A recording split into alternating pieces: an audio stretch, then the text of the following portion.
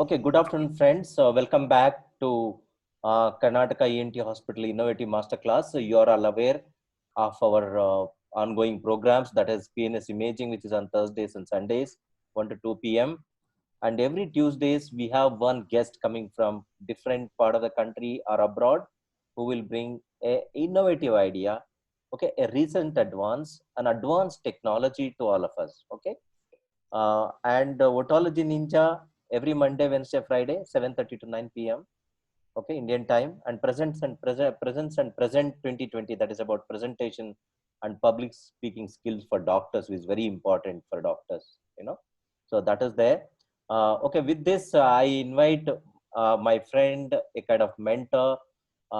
One person whom I've seen is always, I would say, flag bearer, always in the front end of all technological developments. If there any something new technology in our specialty, you want to know, instead of searching Google, you just call one person, he will come with you the solution. Okay, this is the new technology.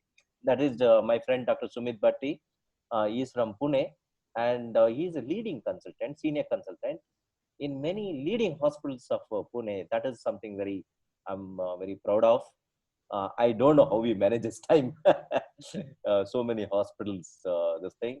But only the busy people can find time to do more things. That's what I've learned. Okay, and he's going to bring us today, that is balloon-based technologies in ENT. See, last year we did organize one hands-on training program in frontal sinus balloon sinus-plasty workshop in our place. It was a hands-on training program. And Dr. Sumit, he demonstrated few cases. I'm telling you, fantastic. Those patients are doing very well. Actually, earlier I wasn't convinced about this methodology, but after his surgery, I was thoroughly convinced. But only drawback, small drawback is I am practicing in a very remote place where people's affordability is very less. So I am not able to take it in a big way. But maybe in future, as the technology advances, prices comes down, I will be able to do. I hope to do that frequently, more oftenly. With this, I welcome Dr. Sumit. Okay, now you can share screen, Dr. Sumit. Yeah. Hello everyone. Yeah, share your screen. Yeah. There's a message from Dr. Ailasamy asking for increased volume. I don't know whether I'm audible. Yeah. Okay, volume is increased. Probably Dr. Haila Sami wants us to shout. He has been complaining a lot whether my voice is low, other of the reason, he is at home all the time. Probably a lot of domestic that he also should check his hearing. And I'm sorry, Ayla, brother, for that Now he's joke. happy. He Now is he's saying, very, yeah, he is very sportive. He gives feedback what wrong we are doing. Okay, that is something is very important. Okay, thank you so much. Okay, with this, I give over to Dr. Sumit. Please share your screen now. yeah. Yeah.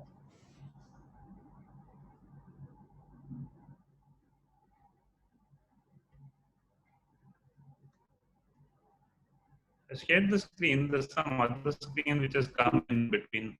Don't worry. Press escape, double click to exit full screen, and so many things. Yeah, yeah. Yeah, Okay. now it is seen. I can see the screen now. Okay. Yeah. You're perfect. And you're loud and clear. Yeah. So this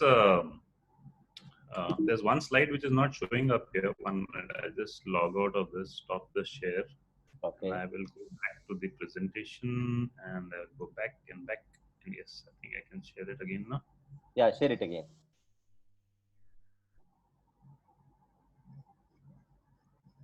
Zoom. Okay, I just share it again. Yeah. I think now I can get back onto the. Yes. Yeah, so hello everyone. My name is Dr. Sumit Bhatti. I am an honorary consultant at various major hospitals in Pune. First is KEM, that is King Edward Memorial Hospital. Sayadri Specialty Hospitals, which have 6 branches in Pune. I'm attached to one of their branches and on the panel of the main branch. In Namdar Multi-Specialty Hospital, Apollo Spectra Hospitals, Ruby Hall Clinic, another big name in Pune, and Prudent Clinics, which is a chain of clinics. Was also a former associate professor at BJ Medical and Sassoon General Hospitals, Pune. Today I'm here to talk to you about balloon sinuplasty. And to start and understand balloon sinuplasty, it is very important to revisit my entire journey with functional endoscopic sinus surgery. Now, in our generation of surgeons, we started endoscopic sinus surgery actually from the pre-FES era. So sinus surgery was, there were no endoscopes, there were no scans, there was not much knowledge about the anatomy of the paranasal sinuses. In fact, I remember that when I gave my postgraduate exam, MS exam, there was basically barely just 2 to 4 pages of information. That was all the information that was available about the sinus anatomy and the uh, basic FES surgery which was there. From there on, the endoscopes came in, the scans came in, and I remember that initially when we used to start sinus surgery, I could not even coordinate the instruments, where the instruments are going, how the sinus, the endoscope is aligned, and then with years of practice comes an understanding of the anatomy, complex anatomy, and the handling of the instrumentation. So obviously, if somebody has to do balloon sinuplasty, you have to do normal nasal surgery and endoscopic sinus surgery, and then you can graduate to balloon sinuplasty. Balloon sinuplasty is an additional tool. It is not here to replace endoscopic sinus surgery. So when the endoscopes came in, the aims and goals of FES were defined. So what were those? The idea of functional endoscopic sinus surgery was to open blocked ostia to restore ventilation and normal sinus function, and to preserve as much normal anatomy and mucosa as possible. This is exactly what we do with balloon sinuplasty in a minimally invasive way. So obviously there is a role for this tool. And of course, after the endoscopes came in, we had the advent of debriders, of radiofrequency, coblation, and then navigation. And then, of course, now you have ultrasonic aspirators, piezoelectric devices, and the innovation is going on and on. And you will also see during the course of this talk that even in balloon sinuplasty, there is a lot of manufacturers now who are putting in their systems in place. It's not that it's just 1 or 2 companies making it worldwide. There are almost a dozen companies in this field. So it is here to stay. As ENT surgeons, instead of a normal presentation, it makes more sense for us to understand over the years what are the limitations of FES. So one of the problems that we faced and what happened was that there was a lot of FES being done for a lot of indications, and one of the problems we used to have over the years was to advise functional endoscopic sinus surgery in minimal disease. When you had a little bit of disease, it was difficult to justify breaking open everything. Also, a lot of surgeries were extremely destructive, and the patient would end up with what is known as empty nose syndrome. Sometimes you would have mucosal disease with white ostia in the post-op scans, or when you see the scans, and I'll show you examples of that now. And a lot of patients would complain about post-FES discomfort and atypical facial pain. Sometimes you would come across extremely hyper-aerated sinuses where you would maybe blame it on vacuum headache, or think these things are not defined for many, many years. And of course, the main thing was that it was quite obvious that more than half the patients would refuse surgery when advised endoscopic sinus surgery. So here is a example of a person with minimal persistent sinusitis. Now, if you see the scan, if you can see the pointer, you will see that there's a mild DNS, there's a concha on one side, little bit of maxillary sinus thickening here, nothing much. I mean, these are just variants of normal anatomy, but the person is suffering, and a little bit of osteometal kind of block here. Now, such a patient, if you look, you would still think of medical therapy. You would not really advise endoscopic sinus surgery for a patient for this. But if you look at the rest of the scan, and you look at the red arrows here, I've marked out an area where there is a maxillary sinusitis and accumulation of fluids here. So such a patient is actually more ideal for balloon sinuplasty than for endoscopic sinus surgery. Here are some more examples. These are examples of patients who've been operated for FES. These are just random examples. Now, if you see the first three images, there are one patient, the one below is a different patient.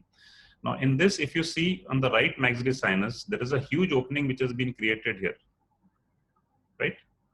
And you can see that on the right side, there is still persistent disease. On the left side, the opening is still smaller compared to this opening here. And you can see that the sinus is healthy. So obviously opening up the sinuses by blasting open the sinus ostia doesn't seem to always be beneficial to the patient. Many patients keep complaining of persistent symptoms. The three images below are of a different patient. And again, this is very interesting. If you see this patient still has persistent disease on the left, which is more than on the right. On the right side, the person doesn't have much persistent disease. So I have magnified one image and you see this image. The ostium on this side is smaller, the ostium on this side is bigger, yet there is so much of persistent mucosal thickening and sinusitis on this side compared to this side. One of the theories that is given is that nitrous oxide gas is accumulated in the sinus and it is slowly released when we breathe, helps the lungs function well and also keeps control of the bacteria in the sinuses. So obviously opening up the sinus too much is also detrimental. We were always taught that if you opened up a sinus during normal sinus surgery huge and you would revisit, you would find a small pinpoint opening. That would be beneficial to the patient. But because we were destroying all this area, the mucociliary clearance of this area is damaged forever. So when the mucus comes here, then we have damaged the uncinate and the infundibulum, and obviously the mucociliary clearance is not very effective. Here is a slide of empty nose syndrome. I mean, it can't possibly get worse than this. This patient has lost all possible structures in the nose. It looks like a scan of Donald Duck, but basically everything is gone. There's really nothing left in the nose, and the patients are usually miserable. Here's another interesting example. Now, this patient, if you see the scan on the left, this is a preoperative scan. I have marked out an area here in red to show the frontal sinus, which is absolutely healthy. You go through the rest of the scan and you see a lot of healthy sinuses. There's really no reason why this patient should have been operated. The patient was convinced by someone to get operated. And the same patient, when the patient came to me, I scanned it and this was the result. The patient had no frontal sinus before the FES surgery and now was suffering from sinusitis. Same patient operated. If you see on the right side, there's a destruction of the lamina papricea and the cribriform plate. The frontal sinusitis has developed. And if you see, this was the patient's scan before the surgery. So the need came for balloon sinuplasty. Somewhere around 2006, the first company launched balloon sinuplasty, but because of its reach, it could not popularize the procedure. And in 2009, 2010, Johnson & Johnson bought off this company called Acclarent and then launched the product for use. And the first thing that came to my attention was that it was minimally invasive. It was achieving all the goals of FES, and you could do a controlled opening of the sinuses. And a lot of patients were interested because the word minimally invasive came in. The hospital stay was lesser, the post-op recovery was faster. There are a lot of scientific papers on that available. So FES with sinus balloons allows greater control over the size of the antrostomy through greater accuracy in remodeling nasal anatomy and sparing much more mucosa, preserving maximum possible normal anatomy and maintaining native airflow patterns. It provides an option for not cutting and leaving the uncinate process intact, and may eliminate the risk to mucociliary function around ostia and the infundibulum. Now, there are some cases, like I showed you, in the minimally invasive, in the minimal sinusitis, recurrent sinusitis, you can do it as a primary surgery, whether the chronic rhinosinusitis persists despite maximal or appropriate medical therapy, which is usually 6 to 8 weeks.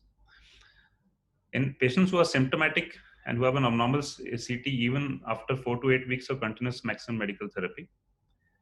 Also, in cases of recurrent acute rhinosinusitis, where the patient is having 4 or more attacks or episodes per year, patients with debilitating attacks with high fever, headache, incessant postnasal drip, cough, which is not responding, and of course, who have loss of work days, loss of work efficiency, and also in certain cases of intracranial or pending intracranial orbital complications also. We'll discuss this again in detail ahead. Sometimes you get patients who have undergone endoscopic sinus surgery, again blocked sinus ostia or narrowed sinus ostia, with opacification of CT scans. So when there's a narrow ostia, obviously you can try doing a balloon sinuplasty because the guide wires are very effective in locating the sinuses and dilating the natural ostia. And obviously in large ostia, you can't do much with this.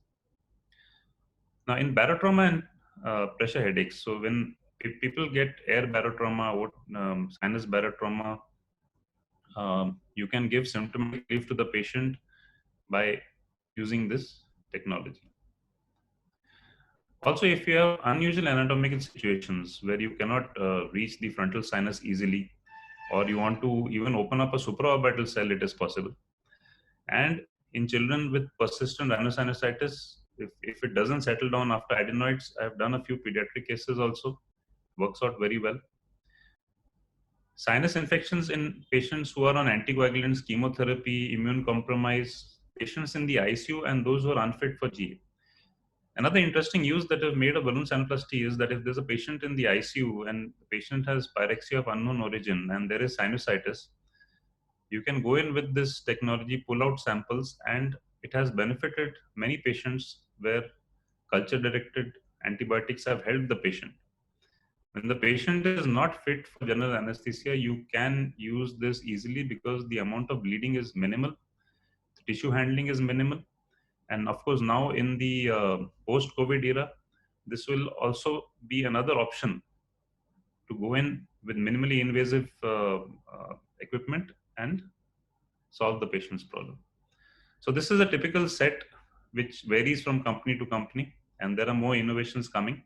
So now if you see this, you have your basic endoscope camera, you have this guide, the balloon guide here, the balloon catheter here, a guide wire through that, and an inflation device which is attached to that, and of course a way to hold it along with the endoscope. These were the earliest kits which came in. So these balloons are non-compliant balloons. So this is the balloon. After inflation, it inflates to a standard size. The size is mentioned on the balloon here. And you have various guides for different sinuses. So when you inflate this with saline from the inflation device, you basically end up with a balloon with extremely high pressure. It will actually open up the mucosal area, crush the bones gently without damaging the mucosa because it gives pressure in this way, and you have a control over the size of the ostium that you're making. So typically the balloons will tell you the diameter in mm across and the length of the balloon, and there are markings. Now if you see, there are different guide wires which are present, the 0 degree for the sphenoid, the 70 degree for the frontal, and the 110 for the maxillary sinuses. And these are stillets, these are the balloons, these are the guide wires, this is the inflation device, this was known as a sidekick. And of course, at one point there was a irrigator for the sinus. So you could put this inside, it had holes in different directions to create a vortex. It is known as the vortex basically, but it is no longer in use or not available, at least in India. So this is another view of the kit because you require a separate light cable for the guide wire. When balloon sinuplasty initially started, it was C-arms were used to make sure that the guide wire is in the sinus, but then to avoid the unnecessary radiation, the light powered guide wire is connected to an additional light source was introduced. These are the guides. This is the inflation device. This is the balloon. These are stillets. And this is the sidekick to hold the assembly. So like I told you, each company, they will have a marking on this, which shows, so this is 6 mm into 16 mm. This is the length, this is the diameter of the balloon. So here would be where your inflation device and guide wire would fit. Here is where your inflation device would fit. So what was important was that if you compare the animation with the surgical, with the radiology and the actual patient, this is how you would see. When the guide was inside the sinus, you would see a light shining through the sinus. So here is a patient in which the guide wire is here, and I've got a better image here now.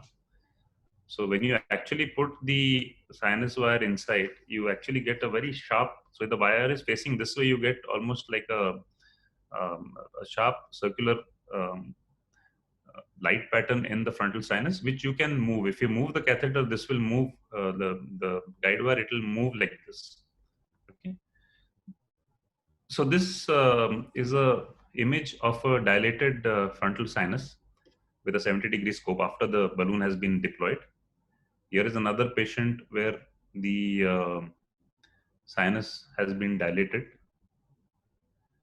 Here is the example of the maxillary sinus. I will show you a few videos after this talk is over. And you can also do the sphenoid very easily. So you see this, you may or may not see the ostium predilatation. You can actually, you can decongest the area, and you can also kind of, you can also use the guide wire, because the guide wire is so delicate that it cannot even puncture an egg yolk, a freshly opened, broken egg. It will not puncture the yolk. So the balloon is introduced in the center image, and you see a beautiful opening like this, which is fairly atraumatic and very less chance of this opening cicatrizing or fibrosing again. These openings remain very beautifully open because the bone has been gently crushed. There is no damage. There is no raw bone which is seen. But a lot of fluid, tissue fluid does extrude because the balloons are extremely high pressure balloons. So Acclarent launched this combined handpiece known as the Acclarent Relieva Spin, which was fantastic because you normally require two people to activate the balloon, one to hold this entire assembly. And with this instrument, you could rotate the guide wire, you could advance the balloon in and out through this guide wire, you could change the guide wire, change the orientation, depending on which side you had suction attached to it. So this actually is an amazing piece of equipment and makes life very simple for the surgeon. This is the newer version of the, at least known as the Acclarent Relieva Scout Multi-Sinus Dilator. There have been a lot of improvements in the design and the balloon itself. This is a system which is available from Merrill Life Sciences, Gujarat. It is basically very similar to the Acclarent, Johnson & Johnson Acclarent balloon sinuplasty system. Okay, and you have, these are all the components, and you can see it is almost, I've used this also. Pricing is much better for this system. I've used this from Smith & Nephew. It's called Ventera. It's basically a system in which there is a reusable handpiece, and this part is actually controlled from this mechanism here. You can move it in various directions, and you have a suction port here, and you put on the balloon on this like this, and then you can use this system. But then this does not have a guide wire, so this does not come in contact with the body fluid, so this can be used again.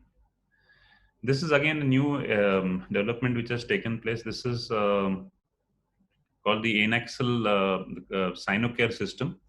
The difference in this is this has been developed in Bangalore. So I've used a lot of these kits and even had a thesis study under local anesthesia completed and fairly well tolerated. It has a separate balloon here. There's a smaller balloon and this is the actual balloon. So when you're in the sinus, you have reusable guides. You put this, um, you, you have this balloon inside and you inflate this balloon first and you actually can anchor it inside the sinus and then you can inflate the balloon, because a lot of time when you use balloons, the balloons tend to move. This is also true in the airway. This is also true in the sinuses. This is the balloon inflation system. Again, more or less all the kits are similar. This is a company called Entellus, which is making this Finis system. Then Medtronic makes this Nuvent system, which is to be used with the navigation device. There is also something known as the Intersect ENT Propel implant, which is being developed. So this is what happens is in the you can leave it in the sinus opening and you can also use it in the ethmoids, because balloon sinuplasty really doesn't make sense in the ethmoids unless you can put in a stent or you can leave some drug-eluting stent there. And this is another system which is being developed. This is known as the Sinus Eros Sinus Dilatation System, where you have this small implant which is left in place, and as it gets saturated, it gently dilates the ostium. So now, what are the limitations of balloon sinuplasty? Now, if you have previous sinus surgery with wide open ostia, you cannot use this system anymore. If you have extensive sinonasal polyposis, you can, at the most, you can use the balloon dilatation system to or the guide wire to search out sinuses where there are no landmarks. So we call this the hybrid procedure. You can remove small polyps and then dilate the ostium. When you can, when of course the opening is totally shut down, you can use it as a seeker. When there are sinonasal tumors, there is no role of balloon sinuplasty. When you have extensive allergic fungal rhinosinusitis needing extensive tissue resection, you cannot do anything here. When there are extremely complex anatomical situations, sometimes it may help, sometimes it may not.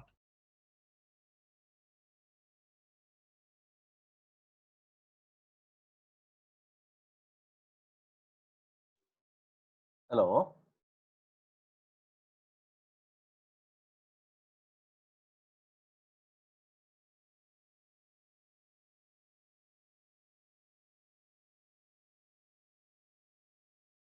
Yeah, Sumit, we don't have your voice.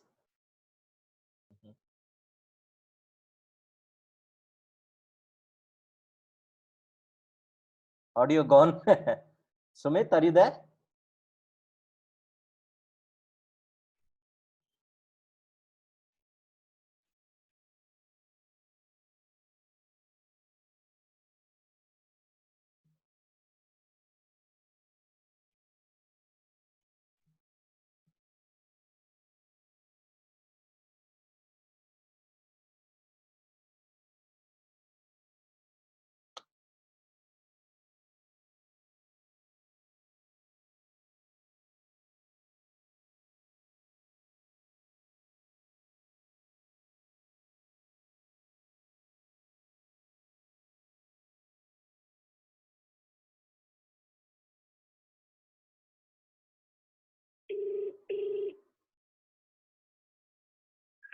Hello. Lost your audio. Lost the audio. It says Yeah. connecting, but up till now it was visible, right? Do? Yeah, it was okay. Then do one thing. You log out and re-log in again. 1 second. Yeah. You what you do is stop sharing. You log out from the Zoom. You cut your Zoom and re-log in. Okay. Okay. I'll just log in again. Okay. Yeah, friends, Dr. Sumit had a small problem. He will be back. Okay. And we can have some, marketing break, commercial break. Yeah. Well, Sumit comes back. I would like to speak something about our courses. We are starting a very interesting course on 4th June that is called Automate. that is automating your research paper writing. I know creativity cannot be automated; that has to come from inside. Uh, but the implementation of creativity can be uh, automated. Definitely, that you can do. We all have lot of clinical material, but somehow there is always some paralysis. You know, some kind of laziness to produce papers, publish it, write books, things like that. With this automation of research paper writing, you will automatically get motivated to write. Put your all your clinical material, whatever you have, to the work. Okay. I don't know whether I have shared my screen with you. Dr. Sumit is going to log out and come back. Okay, easier. Sumit, can you speak? Let me put you on the. I will unmute you. Okay. I will make you co-host. 1 minute. I'll make you Yes. co-host. Yeah. Yeah, you're back. I'm back. Continue. Yeah. You're audible now. Yeah. So interestingly, we just finished one set of usage of balloons in ENT. Now we'll have a talk about the other balloons and then come back to the balloon sinuplasty videos. Yeah. Okay. Okay. So now I'm going to talk about airway balloons, Mm-hmm. and what I'm going to leave everybody is with a few images of cases done with airway balloons. Mm-hmm. And this is a case with grade 3 to almost grade 4 membranous stenosis. Yeah. Yes. This is 1 week later. Yeah. Yeah.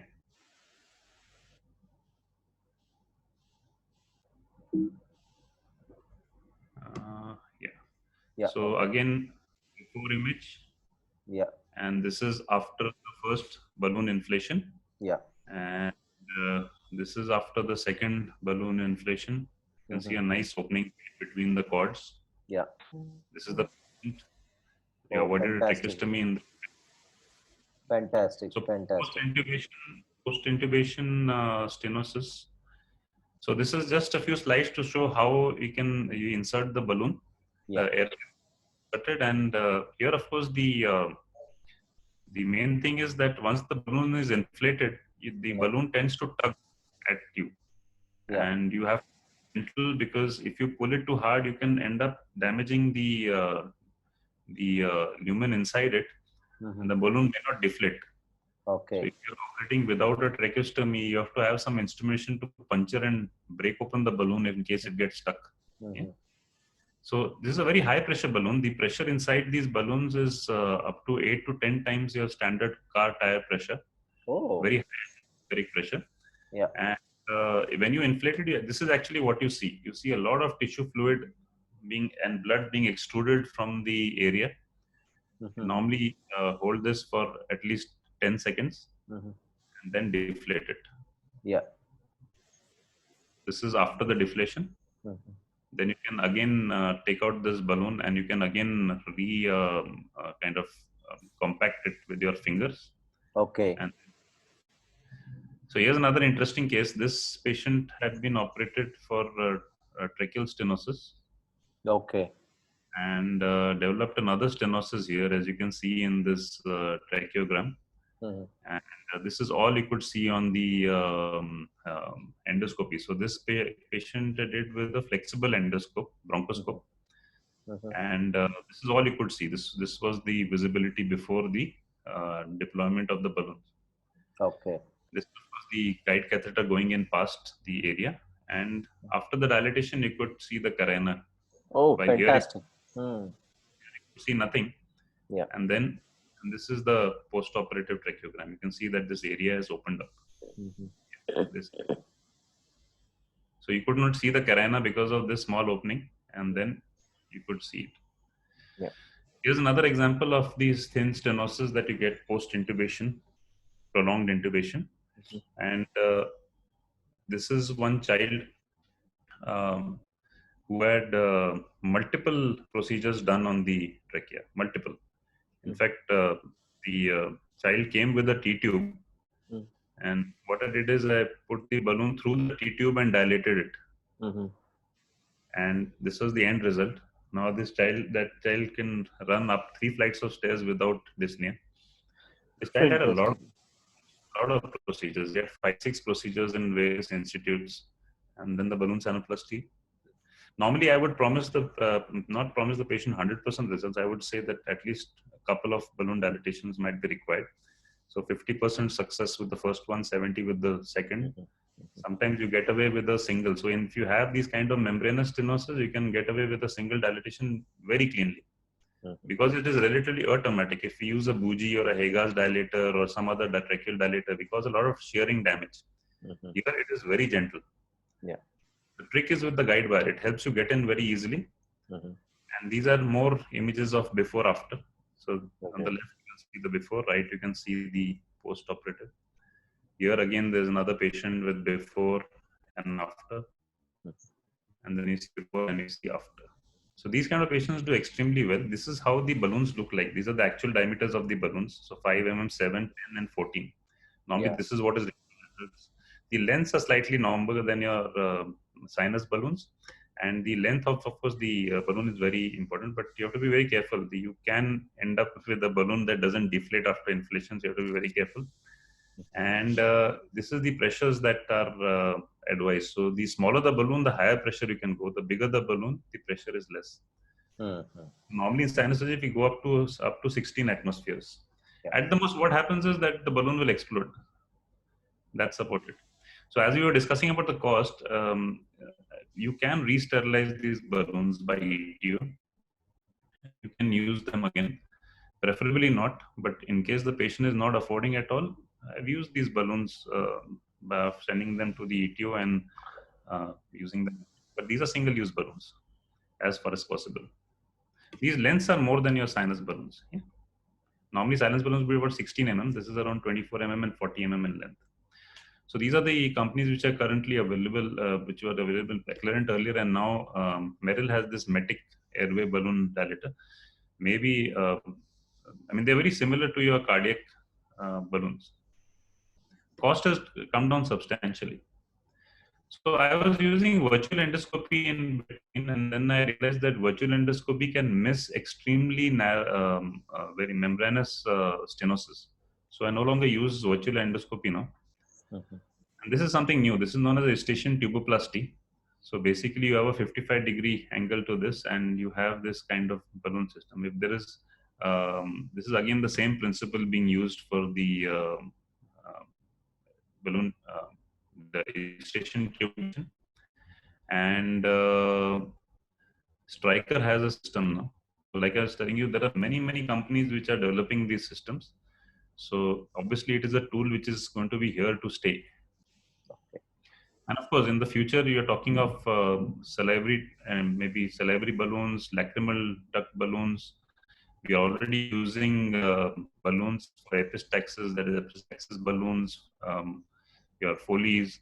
And the main thing to remember is that all this technology is not a replacement, it's an additional tool.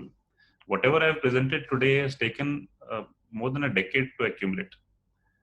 So it takes time to get used to it, but you cannot jump the queue. You cannot do balloon sinuplasty without doing endoscopic sinus surgery and routine nasal surgery. I would like to just show some videos here. Yeah.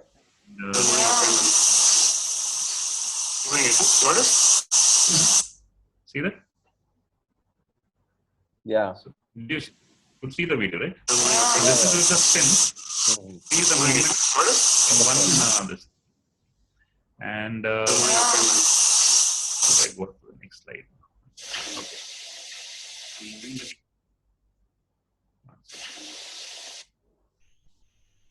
Yeah. Let's try this one.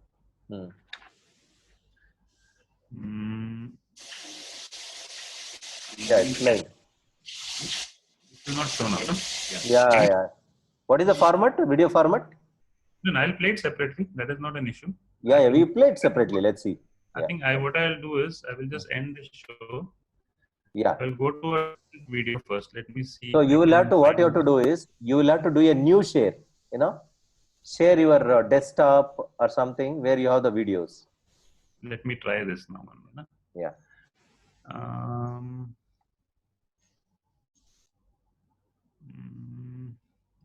Okay, let me see if we can play it like this. 1 minute. If I just click on this and if I say, I need to play this video, right? Yeah. Can you see it? We can see that. Yeah. Play now. You can see it now?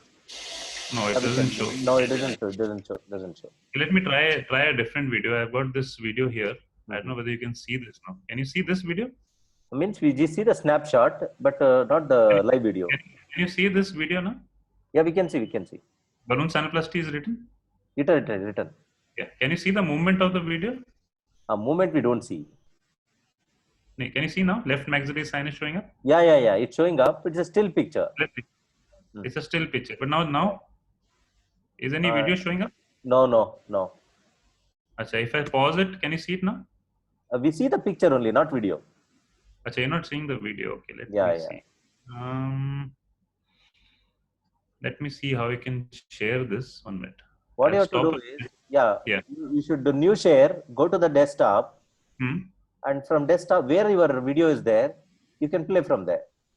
Using other programs like, Windows Media Player or QuickTime, depending on what system you're using, Windows or... Now can you see? Yeah, we can see that.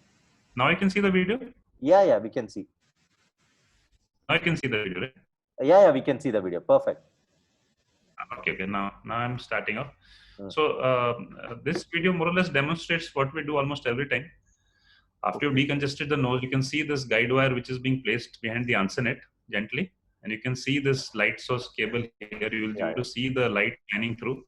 You can see that? Yeah. Good. And now it's going into the sinus. You have to observe this area below the Ansonet. You will see that once so this light polypoid mucosa here.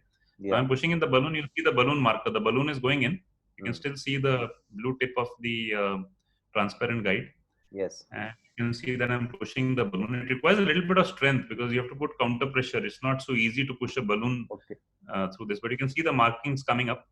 Okay, you can see this? Yeah, we can. This marking and this marking. Yeah, we can see the marking. Yeah.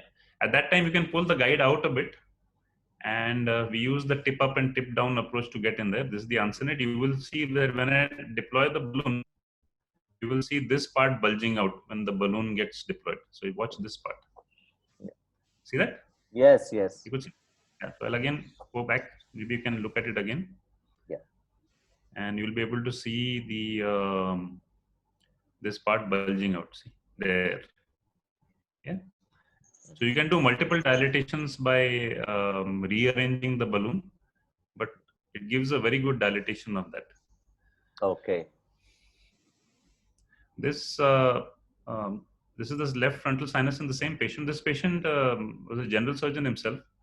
30 years he had a frontal headache which went away after the procedure. Okay.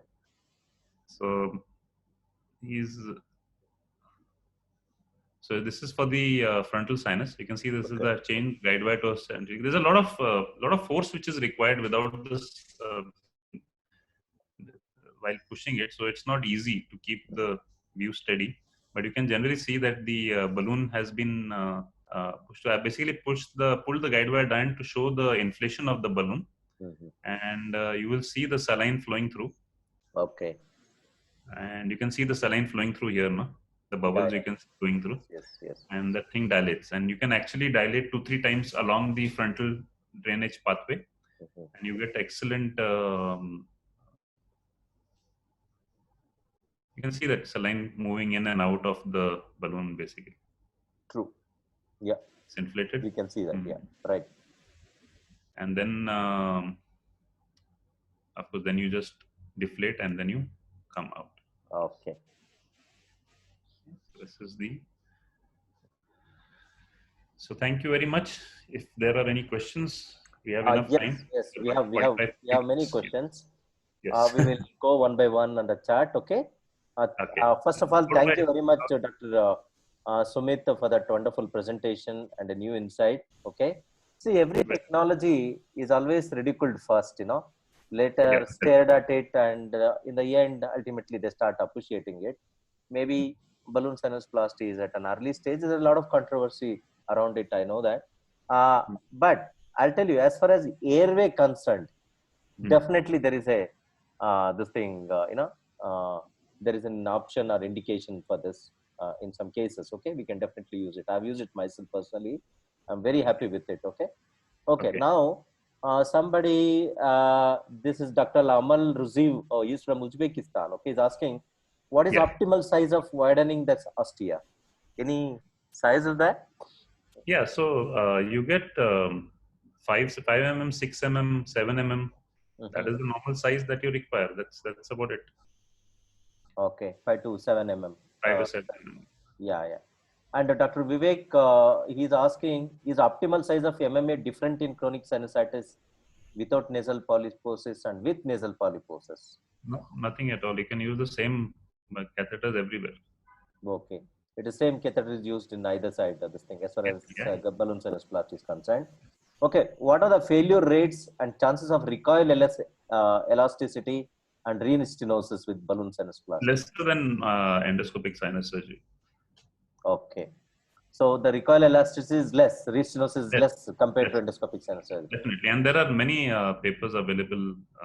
Peer-reviewed journals. Yeah. One problem with endoscopic sinus surgery is if we don't preserve the mucosa, so we injure a lot of mucosa. When it heals by fibrosis, and that causes narrowing. That is one of the drawbacks in endoscopic sinus surgery. We should be very careful.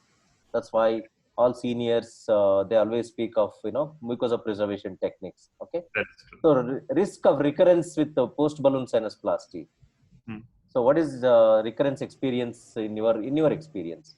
It's very low, very low. I would say that if you find that the satisfaction ratio is very high among the patients, it is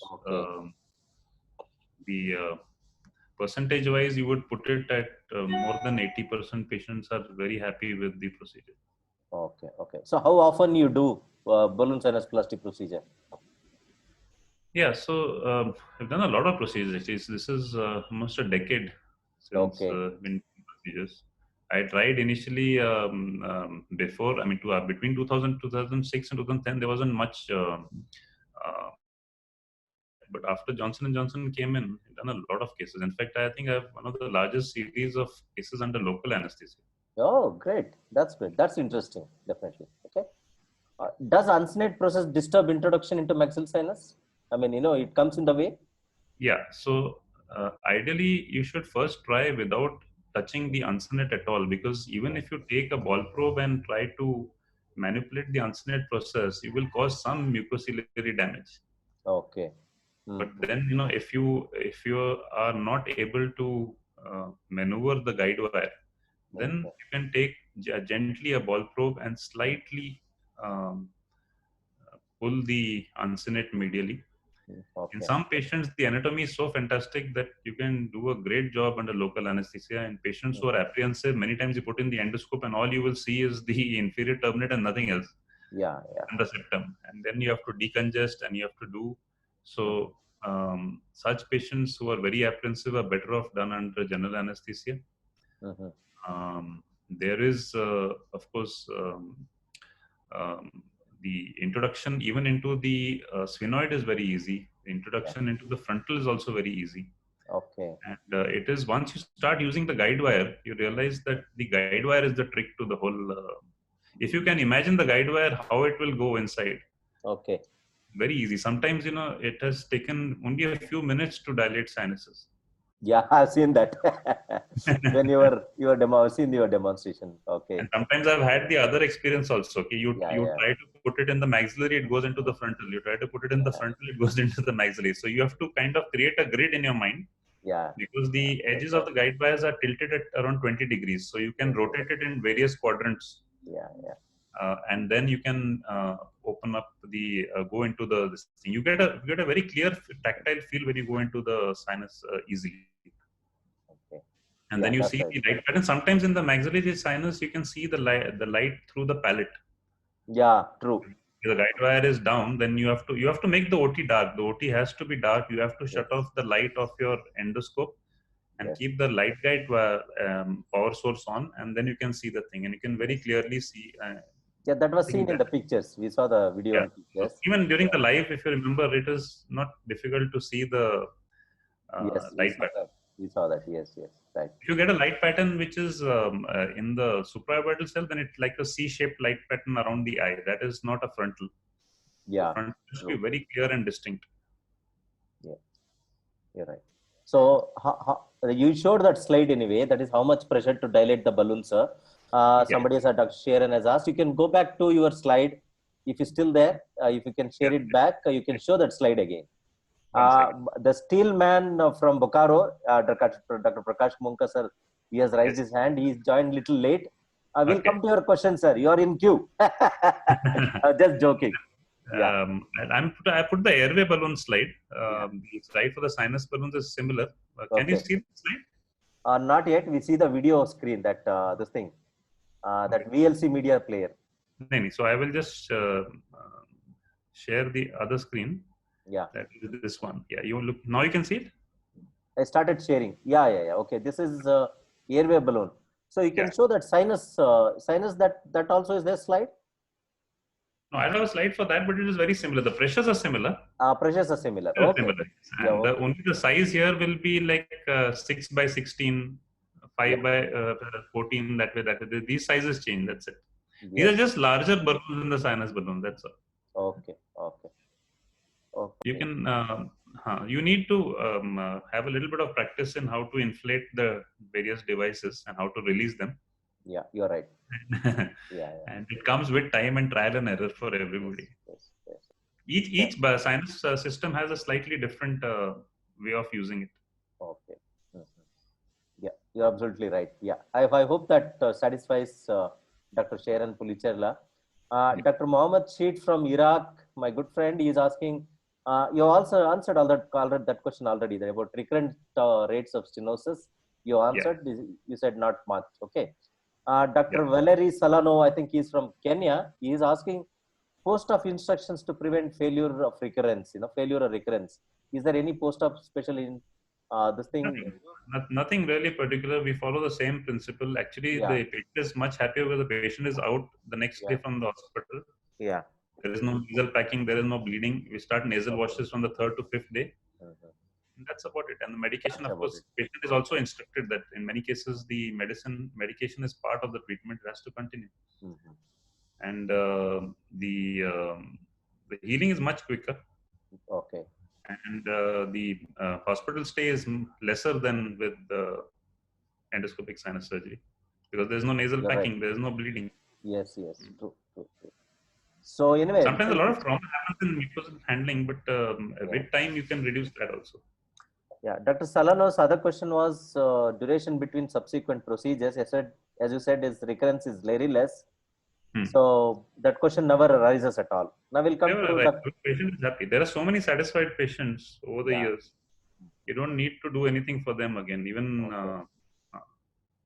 okay, Dr. Prakash Munkasa was late to the program. Probably he missed it. That's why he's asking this question. How to identify the natural ostia for sure? Because by applying force can create a false passage. That is his concern.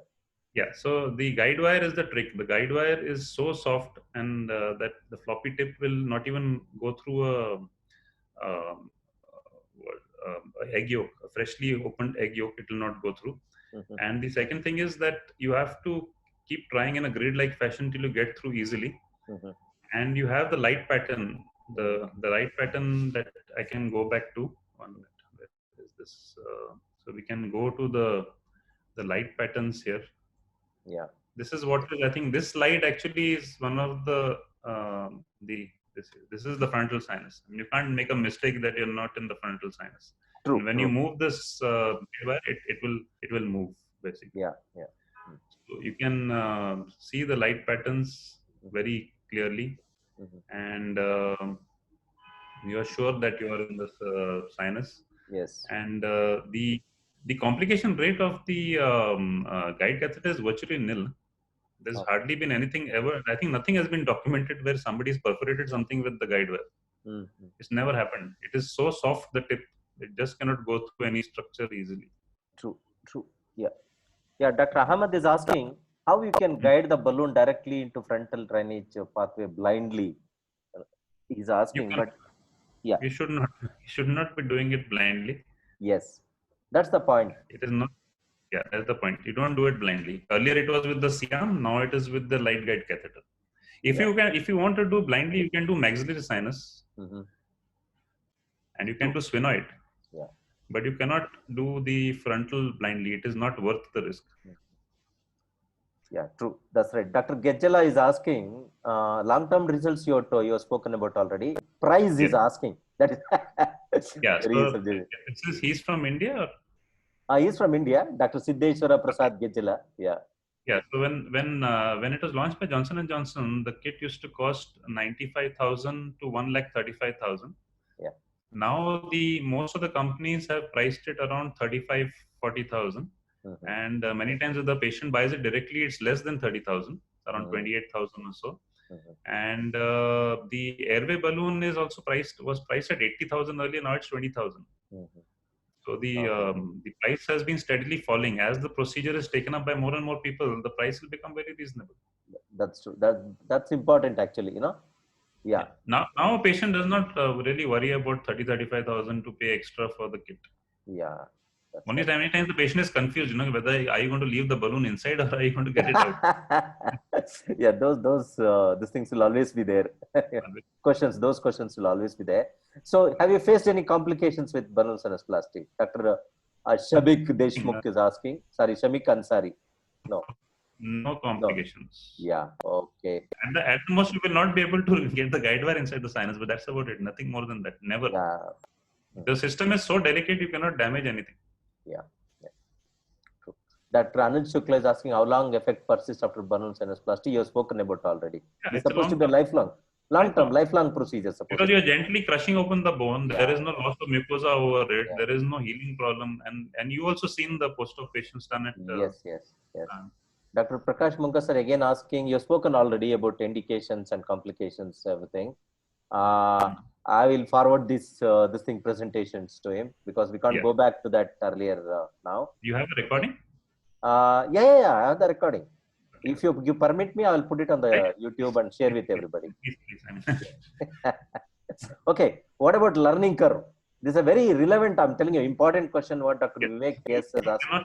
You cannot do balloon sinusoplasty without learning nasal surgery and endoscopic sinus surgery. Mm-hmm. It is an additional tool after you learn to do endoscopic sinus surgery. Because without that, you don't get the three-dimensional concept and you cannot push in the catheter. You have to be able to imagine in your mind the trajectory of the guide catheter and the balloon thereafter, which is reloaded over it.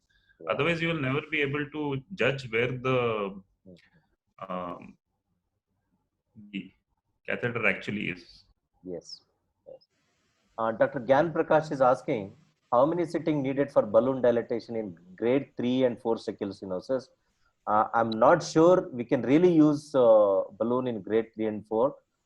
What is your take on this, Dr. Sumit? On tracheal stenosis, grade 3 and 4. I showed this slide of the stenosis with this is a grade 3, grade 4, but it's a thin stenosis. We're not talking of massive stenosis. Yeah, but then look at this patient. Yeah. This patient was of severe stenosis. Okay. Mm-hmm. Yeah, it depends on whether it's a membranous stenosis or the cartilage stenosis. It all depends on that. This stenosis, which you can see now on the screen, this was a fairly tough stenosis, but still, if you see, it was possible to go to the carina and see this dilatation which is done here. The thing is that the balloon becomes steel hard. Okay. It's as good as putting a full dilator inside. So it really has tremendous pressure laterally. So even these tough stenosis, they open. Okay. So what is the time period? I would always have a problem with worrying about rupturing something inside. So the idea came of doing this, and then what I do is I get the radiologist to measure. I sit down on the console with the radiologist. Okay. And measure each diameter. In fact, I have not put up the report. The report, maybe in some future presentation, put it up. I have a report where the measurements everywhere are taken. This measurement, this measurement, this measurement, this measurement, this measurement. Yeah. How far it is from this thing. All those measurements are taken to decide the size of the balloon.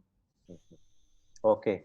So I was done things like slightly underinflating the balloon if there was a doubt in a child. But generally, if you see, even in a newborn child, in a young child, you can go with the 6 mm balloon. That is the normal diameter of the subglottic area. So there is never any issue. 5 to 6 mm, you can dilate. There is never any. In fact, there is one more thing which I have now suddenly realized I have not put in this. I have a series of 6 cases of membranous choanal atresia done with this. Oh, fantastic. You should have included it in I included this. Now I suddenly remembered, yes, I We'll forgotten have to one more session with you, Dr. Sumit. We'll have one more session with you. Yeah, We'll so this membranous choanal atresia does very well with true. Same 5-6 mm balloon. You put it inside and you inflate it, and it gives you a beautiful opening. Okay. See, Dr. Priya Dubey is asking if repeated dilatations required for airway. Yeah. What is the time period between successive dilatations, and what course of care you advise? Yeah. So basically, there are two types of patients. One in whom there is a tracheostomy in place. So then you can go through the dilatations much more quickly. You can do it every 1 or 2 weeks, and you can do it maybe even in the problem is you have to give GA. So you normally would separate the procedure by at least 3 to 4 weeks. And the ones who don't have the tracheostomy, it has to be a single shot procedure. True. Yes. With the membranous dilatation. Now, if you see this patient didn't have a tracheostomy, so it was, and she had this membranous this thing. This is taken off a normal cathode screen, so there's that banding with the camera. But you can generally make out that this is the cords on the sides. These are the cords, and this is the post-intubation stenosis, and this has been opened up. But in this child, there was no question of doing it again and again. Though the parents or consult it may be required, but it's never been required again. True. Yeah, I mean, if you land up with some types of dilatation like these, you would never tell the patient that you would be doing it in one this thing. But if you see this patient did well with just one dilatation after 6-7 procedures, after laser, after a tracheostomy, after a T-tube, everything. And see, these patients also do well in one shot. Yeah. True. So, Dr. True. Dr. Mohammed Sheet from Iraq and Dr. Ahmad from, I think, Egypt, they asked some similar question. So this is single use, right? But you are doing EtCO2 and you reuse it as long as it's latent. Huh? Yes. Yeah. Okay. So that he has answered. After 4-5 uses, there's a high chance that the balloon will rupture anyway. Yeah. True. Okay. And is there any role in esophageal dilatation using balloon? Yes. This balloon, the 40 mm one can be used in esophageal dilatation also. Yeah, that's true. Yeah, I think we have got a lot of appreciation from Dr. Salano, Dr. Prakash Munkasa, Dr. Jai Prakash Reddy, Ahila brother, big brother. Escaping his eyes is difficult. Dr. Vivek, yes, Gyan Prakash. Thank you very much, friends. It's your support which makes our program lively. Keep asking questions, keep visiting our programs, participate in our programs. Maybe one day, if you have very good material, you're also a speaker on this program. Please keep joining us. Thank you very much for this wonderful presentation. Everybody enjoyed the lively discussion. We had 101 participants who are really seriously interested in this science. That's what matters most. The cream of audience was there. That's what matters most. Okay. Thank you very much. We'll have another program again soon with you. Okay. Yeah. Thank you all, friends. This video in 2-3 days. This video will be available on YouTube. You can watch it with Dr. Sumit's permission. Thank you so much.